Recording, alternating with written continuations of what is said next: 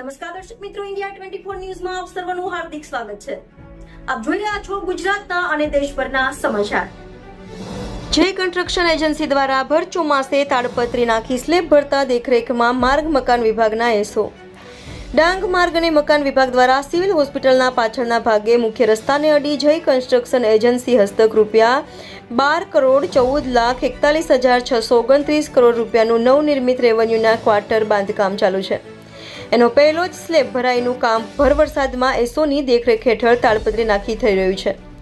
ડિઝાસ્ટરના આંકડા મુજબ સવારે 6 થી 12 વાગ્યા દરમિયાન 8 mm વરસાદ વરસ્યો, પણ એસો અને એજન્સી તો પાણીમાં સ્લેબ ભરવામાં મહારત હાંસલ કરી હોય એવું લાગે. કારણ પાયો મજબૂત હોય તો ઉપરનું બાંધકામની મજબૂતી આવે, પરંતુ અહીં તો પહેલો જ સ્લેબ પાણીમાં તરબોળ જાણે સિમેન્ટ ઉપર તરી રહ્યું હોય તેવો વિકાસનો કોનો વાહરે એસોની દેખરેખ.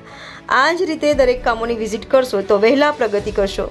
ના તો અધિકારીઓની બીક મન ફાવે એજન્સી પાસે કામ કરાવવું તો એ એસો અને એજન્સી બંનેને લીલા લહેર. ઉચ્ચ અધિકારીઓ આ બાંધકામ થતું તાત્કાલિક બંધ કરે અને એજન્સી અને એસોની કામગીરી બાબતે ધ્યાન કેન્દ્રિત કરે, ના તો કરોડા પાણીમાં જ સમજો.